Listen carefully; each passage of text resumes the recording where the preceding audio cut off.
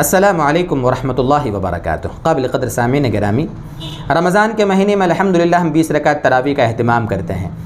جب ہم تراویح پڑھنے جاتے ہیں تو آپ نے دیکھا ہوگا کہ امام صاحب 4 رکعت جب تراویح مکمل کر لیتے ہیں تو اس کے بعد تھوڑی دیر وقفہ ہوتا ہے، تھوڑی دیر ہم بیٹھتے ہیں۔ تو وہ جو وقفہ ہوتا ہے تھوڑی دیر، تاکہ اگلی 4 رکعت کے لیے ہم تیار ہو جائیں، اس کو ترویحہ کہا جاتا ہے، ٹھیک ہے۔ ہر 4 رکعت پر اس طرح بیٹھنا، تھوڑی دیر اپنے آپ کو راحت پہنچانا، اگلی 4 رکعت کے لیے تھوڑا تیاری کر لینا، یہ مستحب ہے، افضل ہے، ایسا کرنا چاہیے، ٹھیک ہے۔ اب سوال یہ ہے کہ جب ہم 4 رکعت پر بیٹھے ہیں تو ہم نے دیکھا ہوگا کچھ لوگ تھوڑا بلند آواز سے تراویح کی تسبیح پڑھتے ہیں۔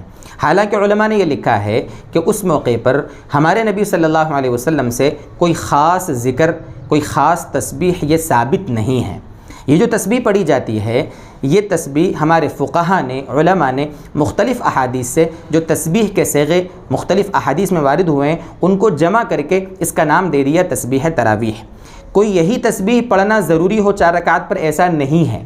جو بھی آپ اس وقت ذکر کرنا چاہیں، آپ اس وقت تیسرا کلمہ پڑھنا چاہیں، چوتھا کلمہ پڑھنا چاہیں، پہلا کلمہ پڑھنا چاہیں، آپ سبحان اللہ الحمدللہ کوئی بھی دوسری تسبیح پڑھیں، سبحان اللہ وبحمدہ سبحان اللہ العظیم پڑھیں، یا آپ اس وقت درود شریف پڑھیں، جو بھی آپ کو ذکر یاد ہے، جو بھی آپ دعا مانگ سکتے ہو آپ اس وقت وہ دعا مانگیں، تسبیح پڑھیں، آپ اس وقت جو بھی ذکر کریں بالکل جائز ہے۔ اس وقت آپ اپنے دل کو اللہ کی طرف متوجہ کر کے جو بھی مانگنا ہو اس وقت مانگیں، وہ بھی قبولیت کا ایک وقت ہوتا ہے۔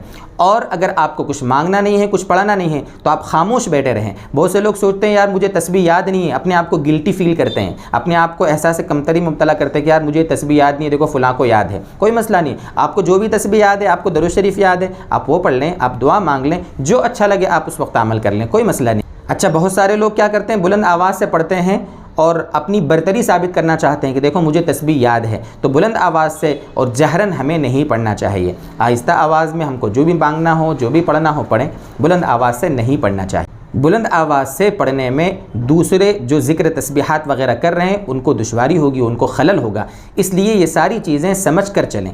شریعت کی جو روح ہے، شریعت کا جو مزاج ہے، اس کے مطابق اپنے آپ کو ڈھالنے کی کوشش کریں۔ اللہ تعالیٰ یہ باتیں ہمیں سمجھائے اور عمل کی توفیق عطا فرما دے۔